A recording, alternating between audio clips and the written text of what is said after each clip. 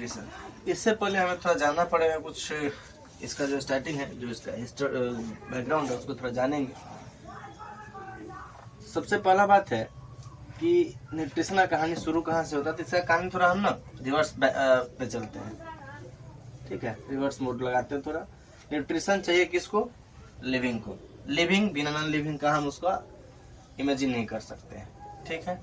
और ये सब पार्ट किसका है? तो ये सब पार्ट है हमारे नेचर का, ठीक है। कौन कौन सा पार्ट है? एक लिविंग पार्ट है, एक नॉन लिविंग पार्ट है। तो अगर तुम्हें जानना है कि लिविंग का जैसे ही बात करेंगे तो हमारा नॉन लिविंग का भी बात करना पड़ेगा, क्योंकि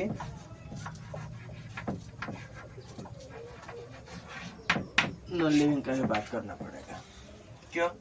क्योंकि ये नियम है, रिवर्सल लॉ है कि जो कोई भी चीज अगर होगा तो उसका विपरीत, मतलब उसका अपोजिट एंटिटी भी इस नेचर में अवेलेबल होगा। अगर लिविंग है तो नॉन लिविंग भी होगा ही। इसका क्राइटेरिया आप लोग जानते ही हैं, इसका भी क्राइटेरिया आप जानते हैं, ठीक है। वैसे हम एक टेलीग्राम चैनल बना देते हैं, उस पर सब नोट्स में अवेलेबल कराते रहेंगे। आप लोग पॉसिबल तो उसको ज्वाइन कर लीजिएगा, डिस्क्रिप्शन में उसका लिंक दे देंगे, ठीक है। ये इतना अभी आप जानते ही होंगे इस चीज को, लिविंग नॉन लिविंग के लिए। इसको हम लोग थोड़ा ड्रॉप करते हैं। अब चलते हैं लिविंग के लिए। जो लिविंग होता है, जो लिविंग थिंग्स है, वह ना एक प्रोसेस पूरा करता है जिसको बोलते हैं लाइफ प्रोसेस। लाइफ प्रोसेस क्या होता है? तो लाइफ प्रोसेस होता क्या है? तो कहता है कि all the activities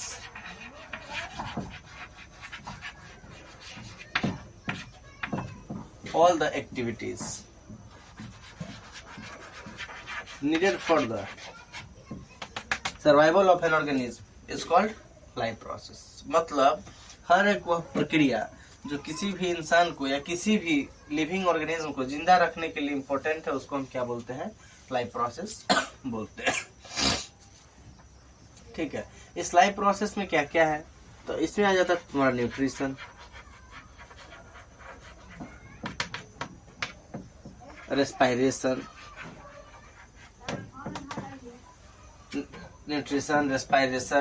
excretion, control and coordination.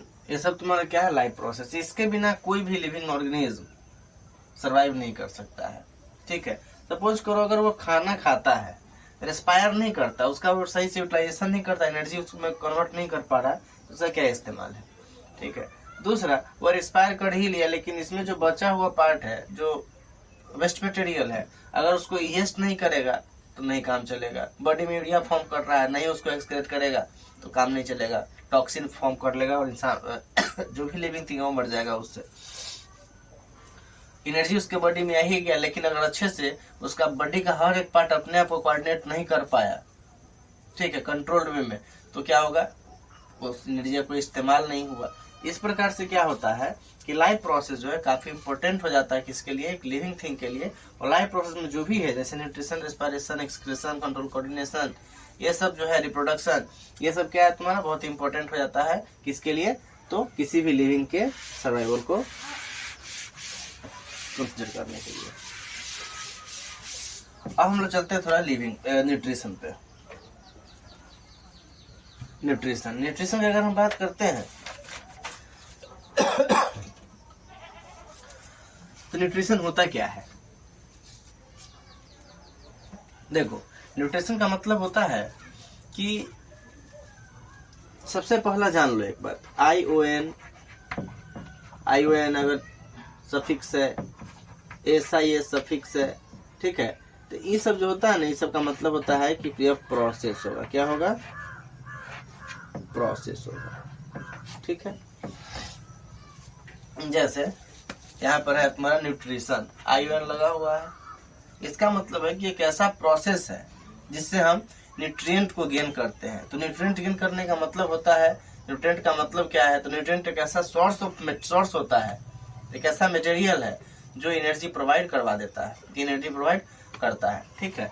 तो एक ऐसा प्रोसेस जिसमें हम ऐसे सब्सटेंस को इनसाइड द बॉडी पुट करते हैं जिससे हमें एनर्जी मिलता है, उसको क्या बोलते हैं हम लोग? न्यूट्रिशन बोलते हैं।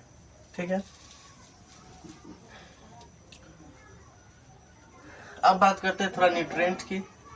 नोट्स के लिए टेंशन चिंता मत करना, ठीक है। तुम्हारा टेलीग्राम पर हम सब अवेलेबल करा देंगे, वहां से ज्वाइन कर लेना चैनल, वहां से डाउनलोड कर लेना। अब हम बात करते हैं थोड़ा न्यूट्रिएंट की।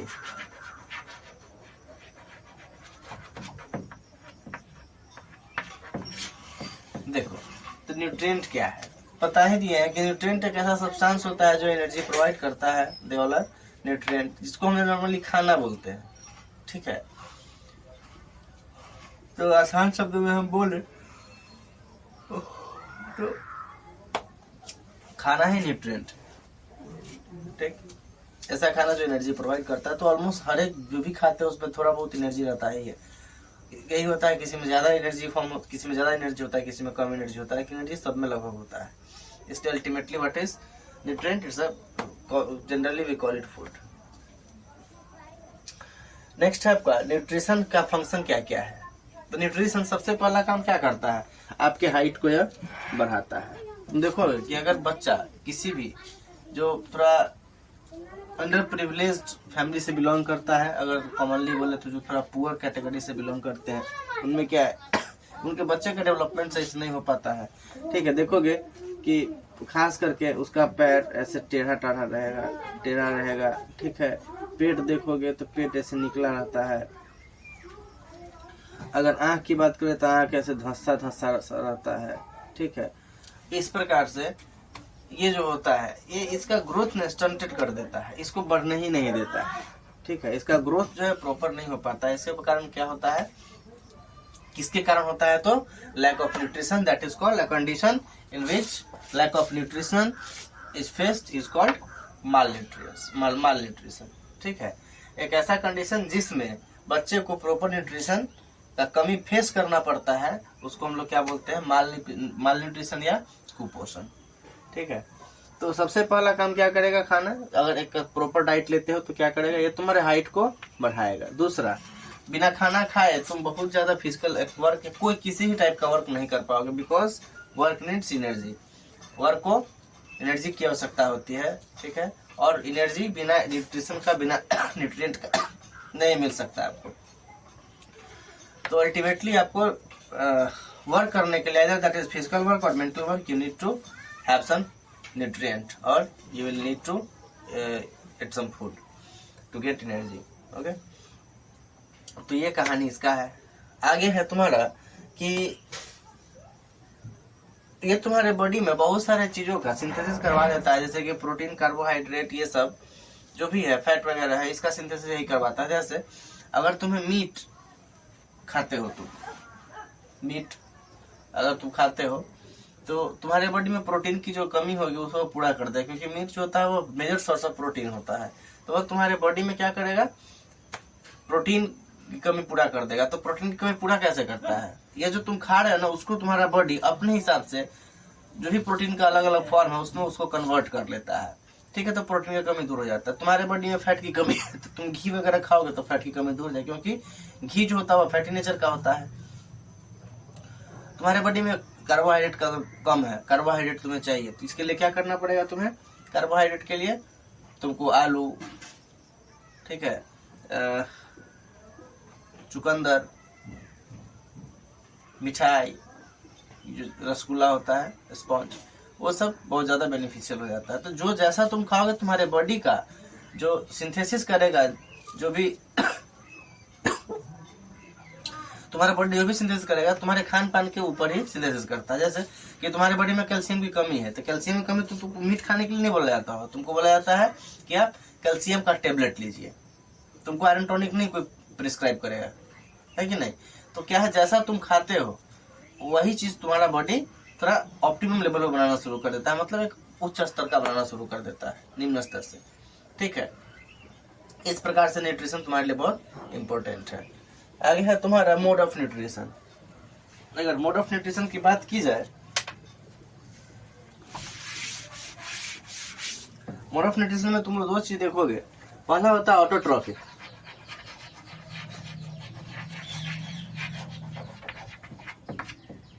ऑटोट्रॉपिक और दूसरा होता है हेटेरोट्रॉपिक।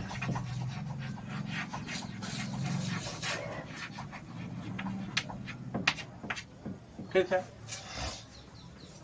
देखो अगर हम बात करें ऑटो की, ठीक है, इसका मतलब ही होता है self. Autos means self and ट्रॉफे,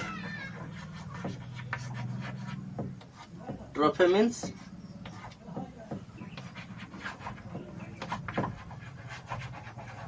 nutrition. ठीक है, तो एक ऐसा ऑर्गेनिज्म जो अपना खाना खुद से बनाता हो। ठीक है, मम्मी लोग भी खाना बनाती नहीं है, पकाती हैं, इसलिए उनको काउंट मत करना। A mother is never autotrophic, rather she prepares food, doesn't make food, she cooks food। अगर हम बात करते हैं हेटेरोज की तो इसका मतलब होता है अदर, मतलब एक ऐसा ऑर्गेनिज्म जो दूसरे पे डिपेंडेंट रहेगा। दूसरे पे डिपेंडेंट रहेगा किसके लिए? तो अपने न्यूट्रिशन के लिए। उसको हम क्या बोलते हैं? हेटेरोट्रॉपिक ऑर्गेनिज्म बोलते हैं। ठीक है, ऑटोट्रॉपिक अगर हम बात करते हैं तो इसमें नॉर्मली तुम्हारा हो जाता है ग्रीन प्लांट्स और कुछ एक बैक्टीरिया जो होता है,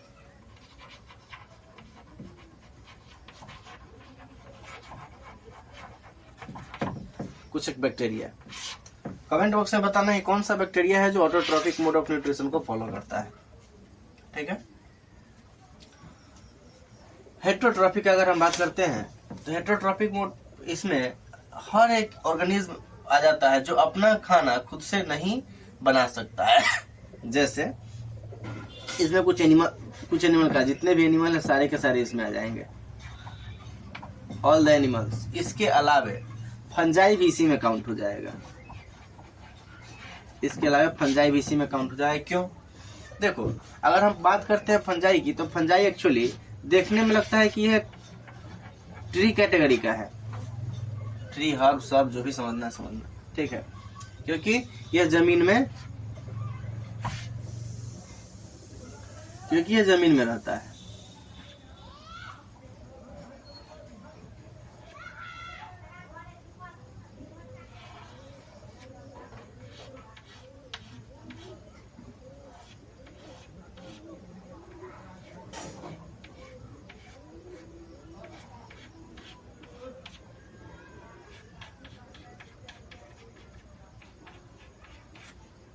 कुछ इस प्रकार से ये जमीन में रहता है, लेकिन यह एक भी चीज, यह अपना एक भी लक्षण प्लांट की तरह नहीं दिखाता है। एक भी लक्षण प्लांट की तरह नहीं दिखाता है। जैसे इसका जो सेल वॉल बना होता है वो भी बना होता है काइटिन का, जबकि प्लांट का बना होता है सेलुलोज का, इसका बना होता है काइटिन का। दूसरा, प्लांट अपना खाना बनाता है लेकिन ये भाई साहब नहीं बनाते हैं, क्योंकि इसके पास क्लोरोफिल नहीं है। इसके पास क्लोरोफिल नहीं है तो अपना खाना नहीं बना सकता है। ठीक है, दूसरा, इसका जो रिजर्व फूड होता है वो हम लोग की तरह होता है। जैसे कि एनिमल में होता है ग्लाइकोजेन, तो इसमें भी ग्लाइकोजेन होता है, जबकि प्लांट का क्या होता है? स्टार्च होता है रिजर्व फूड, जो कि इसके पास नहीं होता है।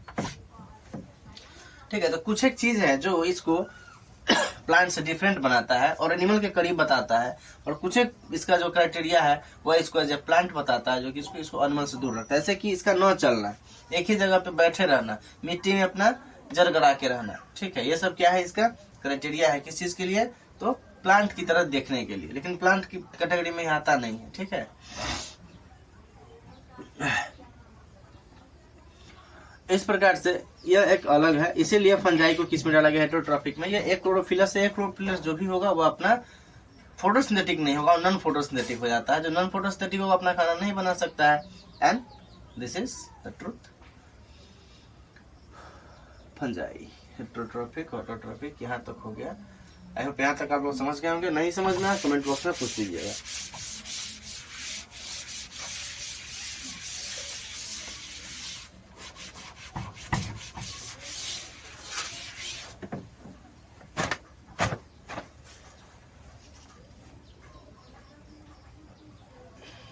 अब तुम्हारा पढ़ना है ऑटोट्रॉपिक मोड ऑफ न्यूट्रिशन में फोटोसिंथेसिस। फोटोसिंथेसिस क्या है?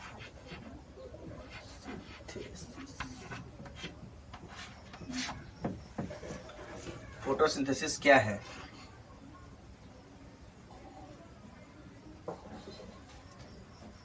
फोटोसिंथेसिस एक ऑटोट्रॉफिक मोड ऑफ न्यूट्रिशन का एग्जांपल है, ठीक है, द बेस्ट एग्जांपल है। फोटो का मतलब अगर हम तोड़ के इसको देखें, फोटो का मतलब होता है लाइट, ठीक है, और सिंथेसिस का मतलब होता है टू प्रिपेयर।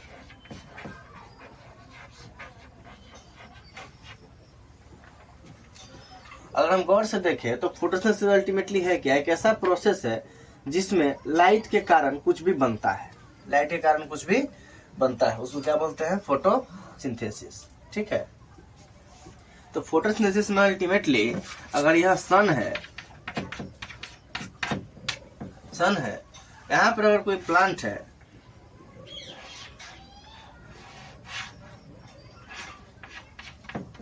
यहाँ पर कोई प्लांट है, यहाँ से सनलाइट आता है, ट्रैप कर लेता है, ठीक है। ट्रैप करने के बाद इसमें जो खाना बनता है, पूरे ही प्लांट में वो क्या होता है? डिस्ट्रीब्यूट हो जाता है। इस प्रकार से फोटोसिंथेसिस क्यों नाम दिया गया, समझ में आ गया? क्योंकि इसमें जो भी बनता है, चाहे वह कार्बोहाइड्रेट बने, CO2 बने, O2 बने, जो भी बन रहा है, सॉरी H2O, O2 जो भी बन रहा है, वो किसके कारण बन रहा है? तो लाइट के प्रेजेंस में, मतलब लाइट के कारण ही बन रहा है। That's why it is termed as photosynthesis, ठीक है। अब थोड़ा हम लोग इस पे डिस्कस करते हैं क्या फोटोसिंथेसिस कहाँ कहाँ अपना काम कर सकता है। तो अगर हम बात करते हैं फोटोसिंथेसिस की, अगर हम बात करें फोटोसिंथेसिस की, सबसे पहले यह कहाँ पे देखने को मिलता है? तो ग्रीन प्लांट्स में। कभी सूखे पेड़ को बढ़ते हुए देखे हो क्या? ग्रीन प्लांट्स में, ठीक है, या तुम्हारा सूखे हुए प्लांट में नहीं हो सकता है, ठीक है। ग्रीन प्लांट का मतलब ग्रीन प्लांट ही नहीं होता, ग्रीन प्लांट का मतलब होता है जो लिविंग प्लांट है वो। जैसे कभी देखोगे कि किसी प्लांट का जो लीफ होता है वो रेड कलर का है, वो ग्रीन तो नहीं है, स्टिल वह फोटोसिंथेसिस प्रोसेस करता है। That is also a kind of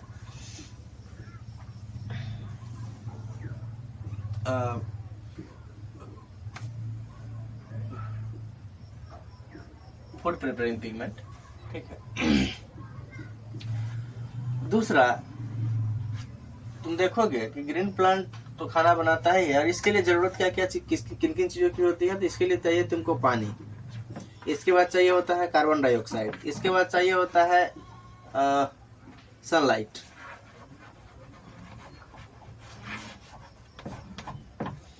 इसके बाद चाहिए होता है क्लोरोफिल,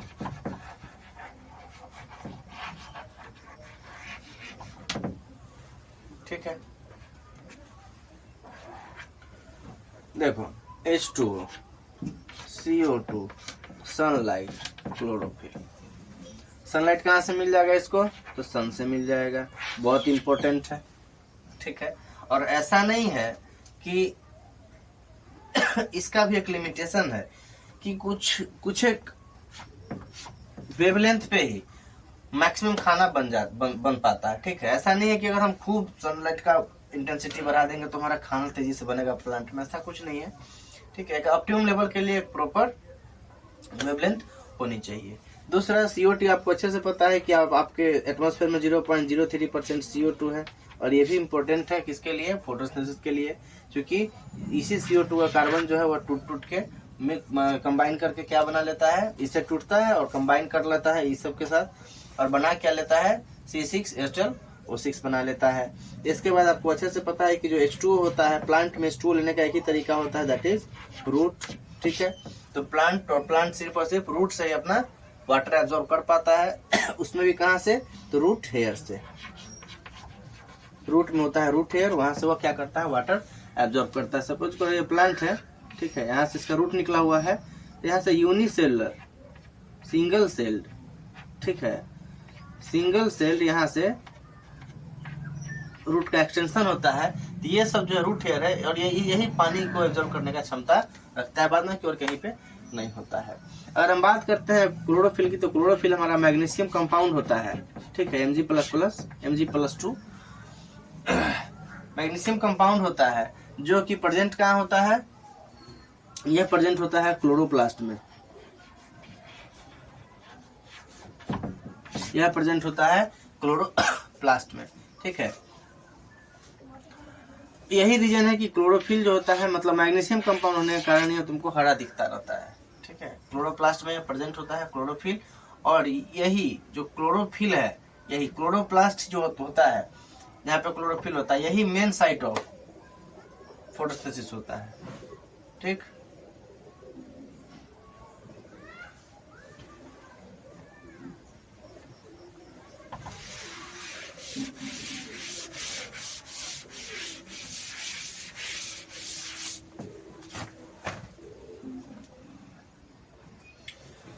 अब तुम्हारा इक्वेशन ऑफ मोशन देखो, तुम क्या क्या दिए, तुम दिए CO2 प्लस H2O दिए, किसके प्रेजेंस में, तो क्लोरोफिल एंड सनलाइट, ठीक है। तुमको मिलता क्या है, C6H12O6 plus H2O plus O2 oxygen, इतना चीज तुमको मिल जाता है, ठीक है। चूंकि यहाँ पर कितना है कार्बन हाइड्रोजन कितना है, वहां पर भी काउंट करो, क्या उतना ही हो रहा है, अगर नहीं हो रहा है तो उसको देखो और उसको थोड़ा बैलेंस करने की कोशिश करो, क्योंकि तुम लोग तो बैलेंसिंग सीख लिए होगे, ठीक है। हम तो बैलेंस करके देंगे ही तुमको।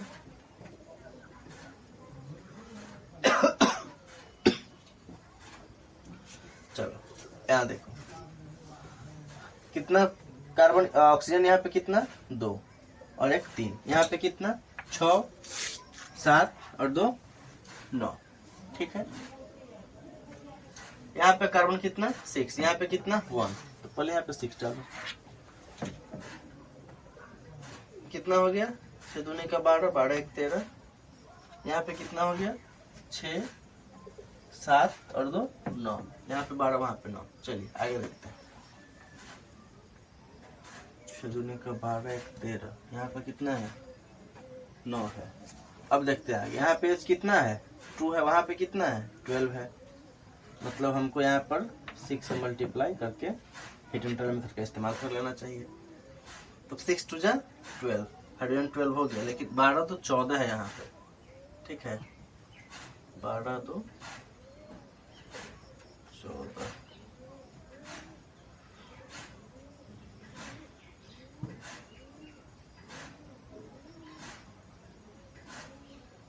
ऑक्सीजन 12 1 13, यहाँ पे ऑक्सीजन हो रहा है 6 2 8 1 9,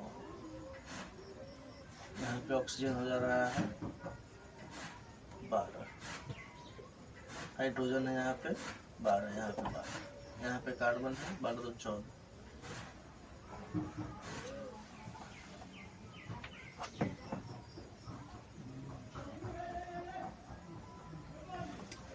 Keep trying, try to balance it.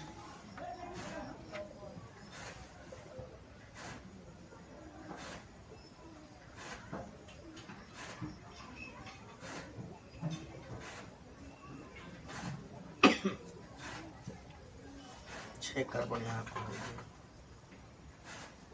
6 2 12 and 1 13।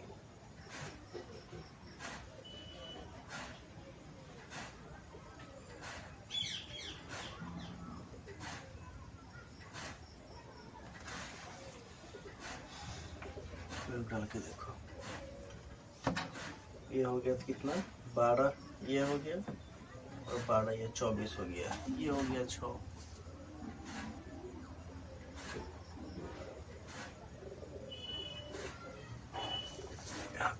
6 2 12 12 and 6, 12 and 6 18 and 6 24, here also 24। मिलाकर देखो 6 कार्बन यहाँ पे 6 कार्बन यहाँ पे 12 और ये हो गया 12 और ये हो गया 12 24, यहाँ पर भी ऑक्सीजन 24 है, ये हो गया हाइड्रोजन 24, यहाँ पर देखो हाइड्रोजन 24 आ रहा है, 12 12 24, 6 2 12, 12 hydrogen and 12 24. So this is overall reaction of photosynthesis.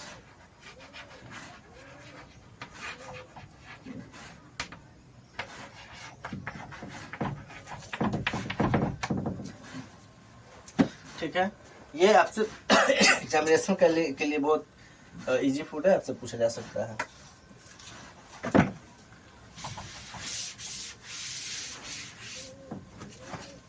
ये देखिए, ग्रीन प्लांट्स को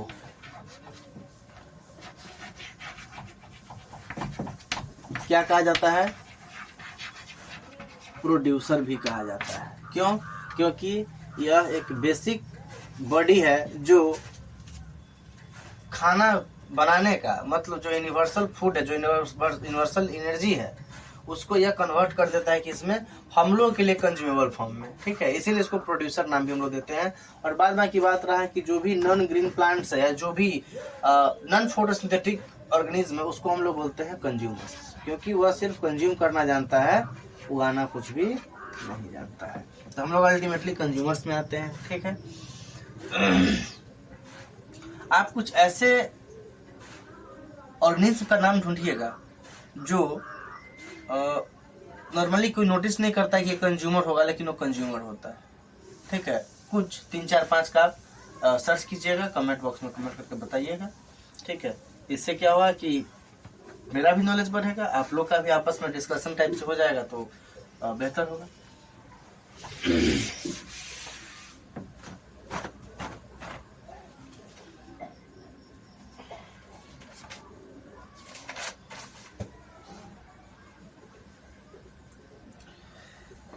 चलिए अब थोड़ा हम लोग क्लोरोप्लास्ट के बारे में समझते हैं। देखो, मेन साइट ऑफ फोटोसिंथेसिस तुम्हारा क्या होता है? क्लोरोप्लास्ट। ठीक है, क्लोरोप्लास्ट है क्या? तो यह प्लास्टिड का एक टाइप है। क्या है? प्लास्टिड का एक टाइप है। तो प्लास्टिड क्या है? तो प्लास्टिड एक सेल ऑर्गेनील है। ऑर्गेनील क्या होता है? तो ऑर्गेनील का मतलब होता है the living part of cell.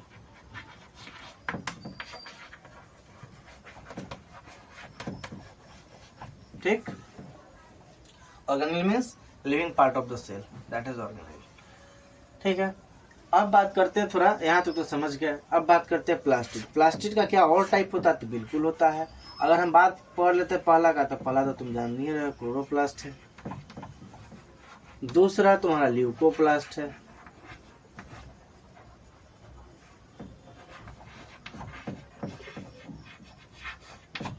तीसरा क्रोमोप्लास्ट है।